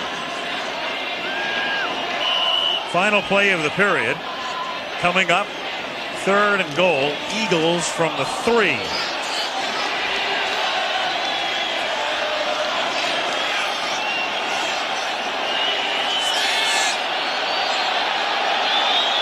Myers in motion. Fake to Tony. Flip to Sherman. Who else? Well, this is an old-fashioned whooping here. Oh, what a difference it makes when you can run the football, however. Little play-action fake by Cunningham. Good play-action fake. He put it right into Tony's stomach. They've been running the ball all night against the Redskins. They bought it all the way, and Sherman wide open, standing all alone at the goal line. The Eagles are going for the record. If you think Sherman was wide open, Keith Jackson was right there with him. I mean, a double blown coverage by the Redskins, and I'm sure that man, Richie Pettibone, is not happy. I mean, you talk about disgusted. You saw Darryl Grant walking off, talking to himself. Redskins have come apart and crumbled in the 3rd quarter. 4th quarter begins with a kickoff. Al Michaels, Frank Gifford, Dan Dierdorf, and Philly. The Eagles, in their first 8 games this season, had scored a total of 26 points in the 3rd quarter. Tonight, they scored 21 in the 3rd and lead 28-7 as we start the 4th. On a windy night, ball being blown off the tee. Ruzek to kick off, and Washington down by 3 touchdowns and basically going into the wind, which again has blown the ball off the tee. Now we'll see an Eagle, I'm sure, step in and hold the ball. Looks like William Frizzell is coming over.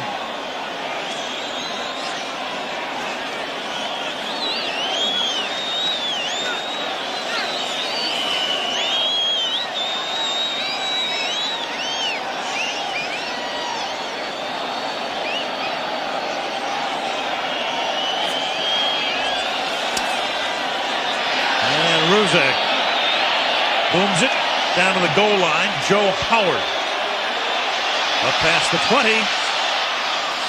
Tackled at the 32-yard line. Roger Vick, the ex-Jet. And again on the tackle for the special teams. And Washington takes over at the 32. And look at that total yardage total for the Redskins. Talk about a reversal of fortunes.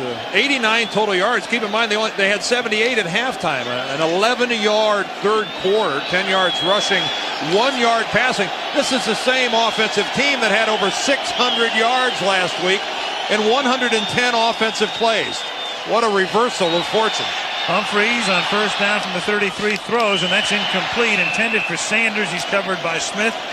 Last week, in fact, Dan, they had 676 yards, did the Redskins, which was the most for any team in 32 years. Well, and we are seeing a vastly different defensive team opposing the Redskins here tonight. This has been a marvelous game plan and nicely executed by the Eagle players tonight. 2nd and 10 from the 33. Here comes Reggie. Biner out past the 45 and all the way to the 50-yard line goes Ernest Biner for a skin 1st down. Evans and Smith make the tackle. 17-yard gain. Good discipline on that screen on the part of Russ Grimm with his quarterback in trouble. He held up going downfield. Could have been flagged very easily. As Humphreys had to scramble around there and couldn't get rid of the ball as quick as he wanted to.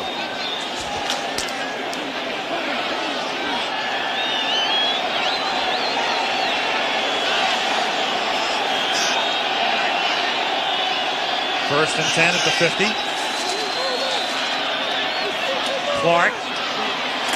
Short game. Let's talk about Dexter Manley here for a second. We mentioned him earlier. Manley given a lifetime suspension for a violation of the league substance abuse policy last year, but eligible to be reinstated. Our understanding is he and his agent Bob Wolf will meet with Paul Tagliabue, the commissioner, on Friday. He'll then render a decision. The question is, does Washington want him? That's the key. Joe Gibbs is making no comment. He feels it totally inappropriate to say anything until the commissioner, if and when he does, reinstates Manley, and that's an if and when. That's a first down. Clark makes the catch. Well, among other things, they still have his rights. They could waive him or release him. You can't trade him. They're past the trading deadline. They, I suppose, could petition for a roster exemption for a couple of weeks, but they're staying mum about it. Tough decision because Joe Gibbs is very pleased with Eric Williams, who he picked up from Detroit. Tim Johnson he got from the Pittsburgh Steelers. And he talks very glowingly about his defensive line. First and 10 to Washington at the 39-yard line. Biner cuts it back. Works his way to the 33. Seth Joyner makes the tackle. You know, another thing to keep in mind is, you know, the Manley suspension is a lifetime suspension, and it's subject to review after 1 year. And, you know, we have a new man sitting in the corner office. Paul Tagliabue is the new commissioner, and I think a lot of people assume that it's a given that Dexter Manley will be reinstated, and I'm not so sure that it's all that simple. Well, he's a man who stepped right up to the situation that developed Election Day out in Phoenix. Second down and 3. Catch is made by Sanders, and he takes it down to the 18-yard line as Eric Allen makes the tackle. Well, we're getting a good look at the old bull and the middle-aged bull going at it right now. Joe Jacoby has replaced Ed Simmons at right tackle, and he's having to lock up with Reggie White. Now there's steel on steel.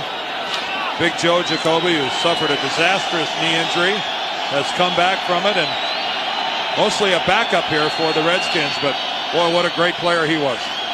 First and 10 at the 18-yard line. Monk in motion. Humphreys protected well. Humphreys has it batted down, intended for Monk. And there's their number 1 pick, Ben Smith, the rookie from Georgia, who will eventually go back to play free safety, right now a cornerback. Yeah, he's not one of those guys that you have to wonder whether or not it was a wise first draft choice. Buddy Ryan got everything he expected from Ben Smith. The posse last week, 32 catches, an incredible number. 13 by Monk, time the team mark. Tonight, a total of 9 catches.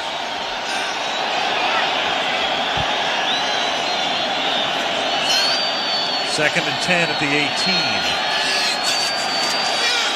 Big rush, under pressure, gets it away to Sanders, and he's dragged down by Allen at the 9-yard line. But Humphreys was able to hang in there and get it away despite heavy pressure.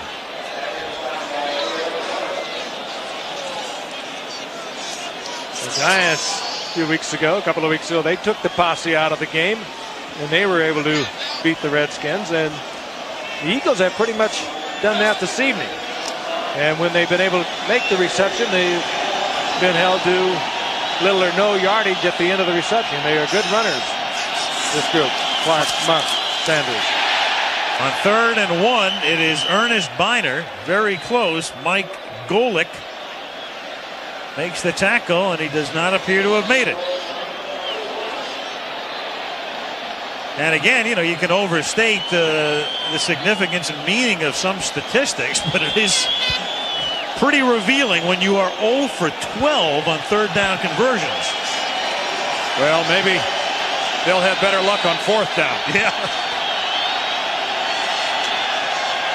And they're 0 for 1 on their 1 4th down attempt tonight. Tough to win with those numbers. Play clock is down to 5 as Sanders goes in motion. The clock is down to 3.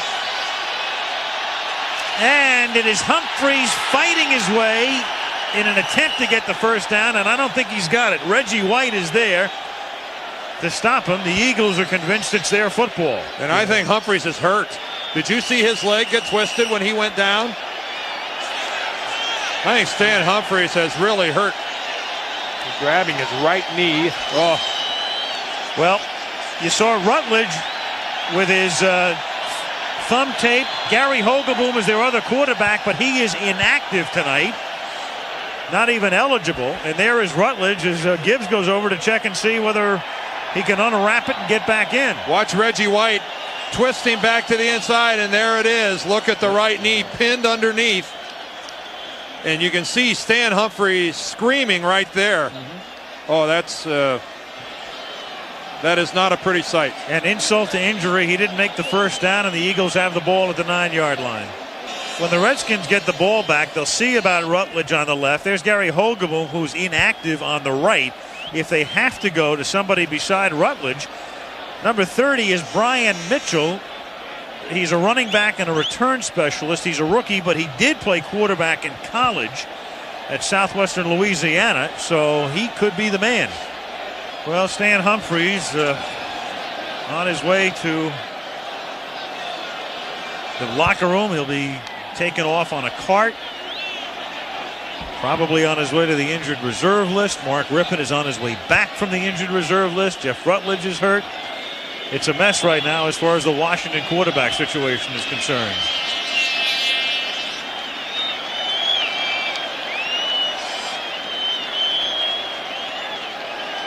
So Stan Humphries, who came in, and there is the fellow to whom we referred, Mitchell, and pretty impressive numbers right there. First player in NCAA history with more than 5,000 yards throwing and 3,000 yards rushing. But as we say, not drafted as a quarterback. He's a running back and a return specialist for them.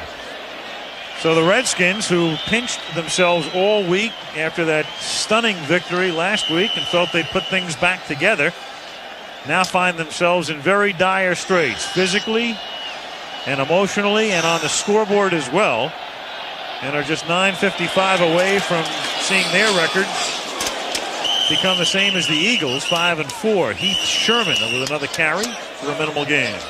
And the rest of the National Football League is going to have to deal with an Eagle team that, after a dismal start, is gaining momentum with every week. And boy, what a big win this one here is tonight. With 9.5 minutes left, a comeback by the Redskins now with their quarterback problems would be, I don't know that the word exists to describe that comeback. And the Eagles right now playing as good as football as anyone in the NFL. Sherman on second down goes nowhere. It'll be 3rd and 11. Marcus Cook makes the tackle. One team that'll be looking tonight's game will be, of course, Don Shula. The Miami Dolphins play these Eagles December the 9th. The Giants, of course, with their unbeaten record, it could still be intact when they get here November the 25th. Well, Wilbert Montgomery in 1981, 9 years ago, the last Eagle player to rush for 100 yards or more in consecutive games.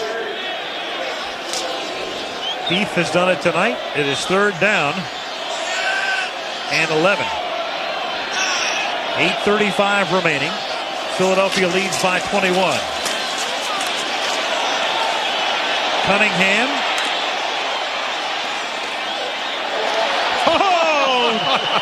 Tries to vault his way for a first down, and let's see if he got it. Raven Caldwell was there, playing the part of a hurdle.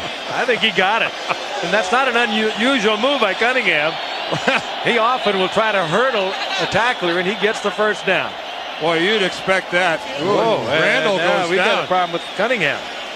Oh, and right now the collective heartbeat of Philadelphia is beating much more rapidly. Well, he does that a lot, as you say, and he's always said one of the reasons he does it, strangely, is to protect his knees.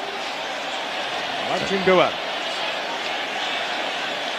Boy, he took a shot right in the back when he was up in the air from Alvin Walton. Because they had to take that timeout on the field, Jim McMahon has to be in for at least one play. He has been with the Eagles since the start of the year. There is Cunningham. McMahon saw action last week against New England, but didn't throw a pass. First down from the 20-yard line. Behind the dark visor. Yep. I think David Alexander had the ball slide on him. You know, a lot of times with artificial surfaces here, that the ball really could just move when you don't mean it to move. And you know it's going to be a run, don't you, Dan? He's got his weight on that ball. On number 72 offense. Watch the football. 5 yards, first down. Oh, nice. No, I'm afraid. Sorry, David. An inadvertent move. Yep. He didn't forget the snap count. If he would have forgotten that, the ball would have come all the way up. That's just a little too much weight on the ball, and it moves. First down from the 14-yard line. Here's Sherman. Out to the 19. Funny thing, we put that graphic up about Sherman going up and over 100 yards, and then he lost 3 yards. He was back down to 99. We had to put that up in erasable ink. But now he's back up and over 100 again, and here comes Cunningham. Oh, and we've got another little scuffle over on the sideline. Calvin Williams. Raven Caldwell in on it. One of the talented rookie duo for the Eagles at wide receiver. Well, what do you think about the future of this Eagle team also when you consider how young they are? A very young football team. One of Buddy Ryan's strengths has to be his eye for talent. They do not have a starter over 30 years old. And that definitely puts them in the minority in the National Football League. Well, it puts them in a class with only Dallas and Tampa Bay just having 3 players on the entire roster with 30 years old or younger. Hey, they went outside for their draft this year to the wide receivers. Mike Quick was a question mark coming off double knee surgery, and he is back on the IR, and they have the 3 wide receivers that they are very happy with in Barnett. We talked about Calvin Williams a moment ago and Mike Bellamy, rookie out of Illinois. Mentioned Dallas and Tampa Bay, 3 on the roster, 30 and over, as is the case with Philadelphia, but the Eagles all alone and having no starters. On the delay, Heath Sherman picks up the first down out to the 35-yard line. Todd Bowles makes the tackle. That's a draw play with a little wrinkle. Cunningham pulling back, faking the pass, and then moving by Sherman, and then putting it in.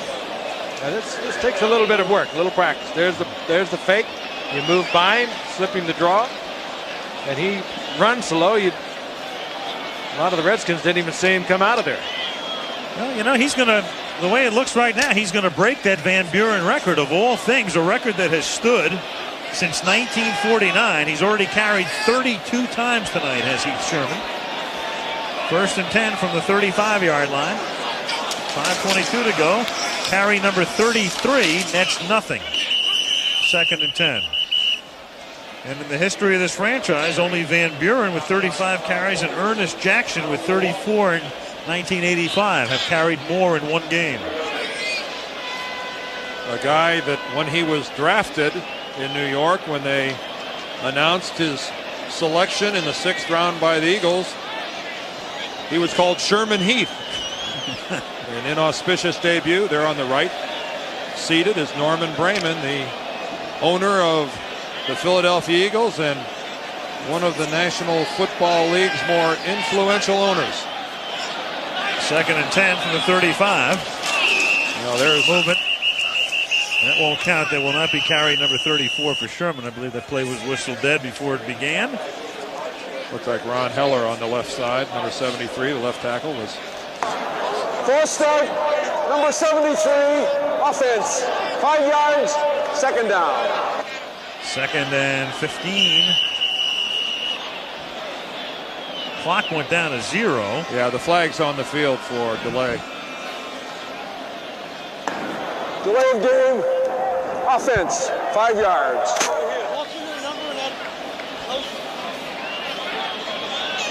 Well, both the Redskins and the Eagles will end up with identical records after this game tonight. Both of them will be at 5 and 4. They will have split their 2 games, but the Redskins will still hold the advantage because their division record will be 4 and 3, while the Eagles' division record will be 2 and 3.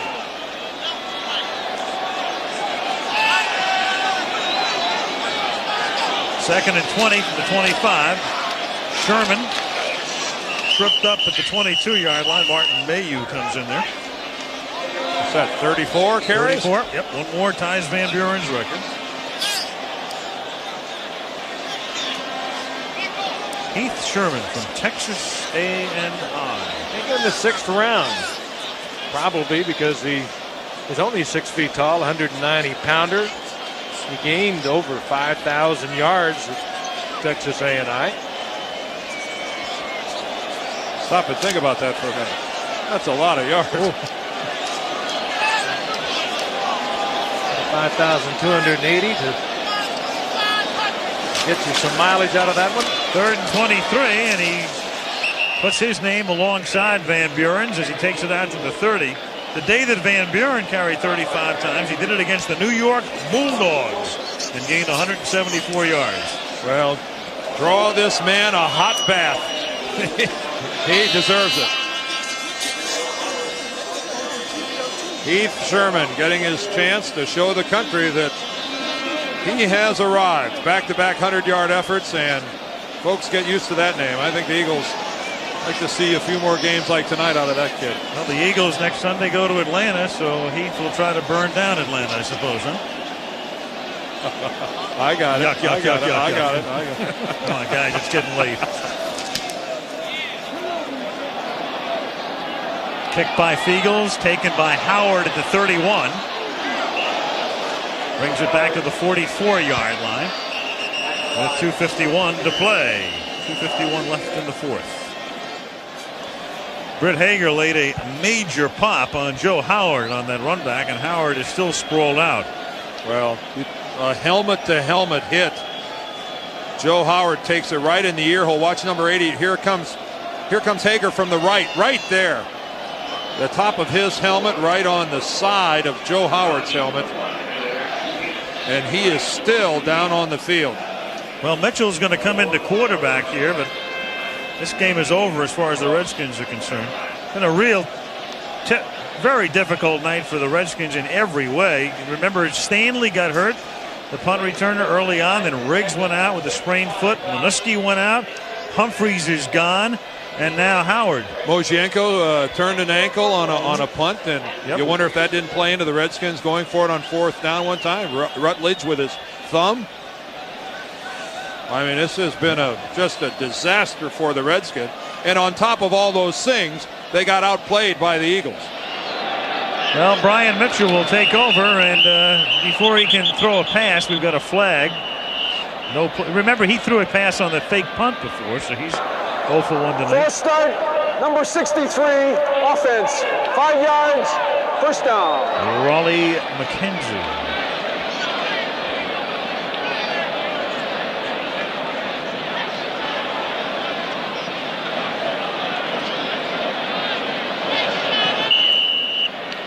.249 remaining.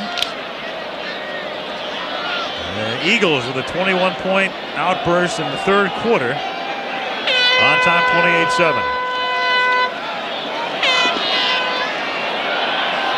Mitchell, it's a great college play.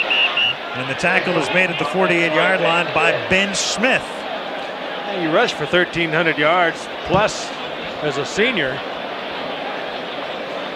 Guys, you remember when we talked to Joe Gibbs yesterday, he was talking about the 3 games in 11 days, and his biggest concern was, what if I get a guy hurt? Normally an 11-day injury would be he's going to miss 1 game. I've got to worry about guys getting hurt and missing all 3 games, and look what happened tonight. I mean, the field just strewn with Redskin injured here this evening, and I don't know how it could go much worse for Washington with what they're facing in the next 10 days. Well, clearly what they do is that you think about bringing Rippon back. You have to activate Hogeboom next week. Meanwhile, we can tell you there is a Hogeboom on the right along with Rippon. Mitchell to throw, and that's incomplete, and a flag goes down as Monk is wrapped up by Eric Allen. Literally. I think that's Eric Allen just wanting to call a little attention to himself. Pass interference, number 21, defense, automatic first down. One of the great corners in the game is Eric Allen. Of course, working against one of the fine receivers in the game, Arthur Monk. And yeah, that's riding him in there pretty good. 1st and 10. Washington at the Philadelphia 38-yard line as we approach the 2-minute warning.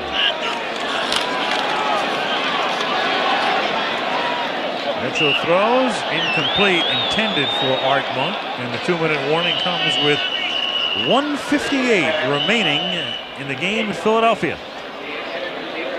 Well, we got to do this very quickly. Oh, you know what? We blew it. It was Al's birthday yesterday. Did. Well, it's still his birthday in California. Happy birthday. Oh. Linda's celebrating out there. Oh. Happy birthday, Al. Well, thank you, guys. When do I get to open these gifts? Well, we were going to sing, and there it is. Happy birthday to you.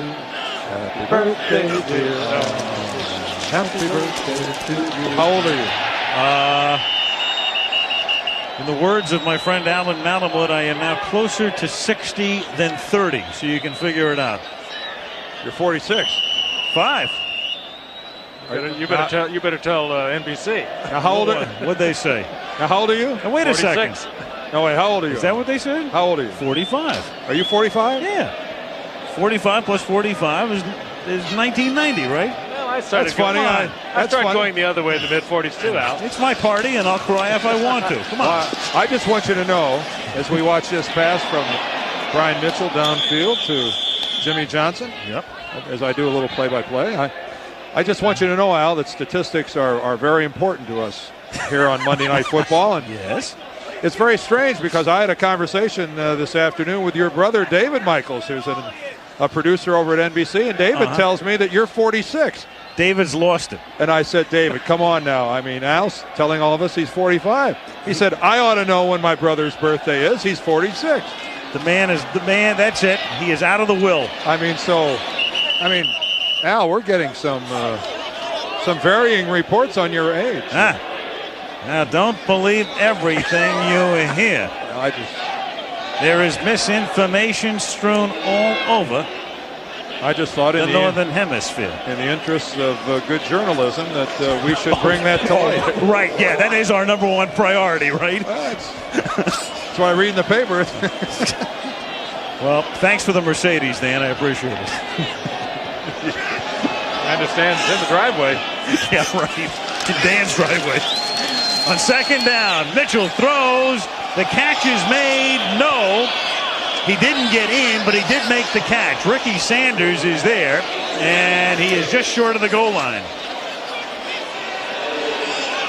And of all things, Mitchell's liable to lead them to a touchdown at the end of the game here. That's a pretty doggone good throw. Look at the tight spiral. I mean, that is right there. And Smith up there to make sure it wasn't for 6. Mitchell has now hit his last 3 passes, 3 of 6. Buddy Ryan. You think he liked the way this game was played tonight? The ever-candid one. You can always count on Buddy for a few quotes. He'll be chirping tonight. Well, even when they got off to the bad start, he said, we'll be there in the end. We'll be in the playoffs. Don't worry about us.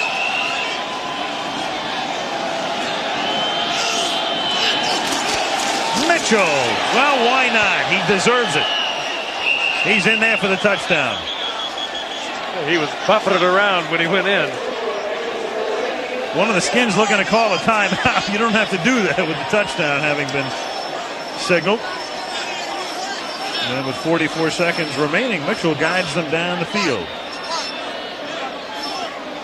Well, as Brian Mitchell pulled on his socks getting ready for this game, I'm sure like all rookies in this league, they dream of scoring a touchdown. I'm not sure that he imagined it, though, coming by taking a snap from center and taking it on a quarterback sneak at the goal line. Chip Lohmiller for the point after. By the way, a streak is going to end here tonight. Lohmiller had kicked a field goal in 28 consecutive games. That's 3 short of the National Football League record held by Fred Cox, and that streak will come to an end. The onside kick is attempted, but it's recovered by Byers and the Eagles. I am chilled. Not as chilled as the Skins, though. Nope. They got it put to them by Buddy's boys. Well, Joe Gibbs, since he arrived in Washington, I don't think I have seen such a thorough and convincing defeat that he suffered here tonight. Shirts beat the Skins 28-14. Heath Sherman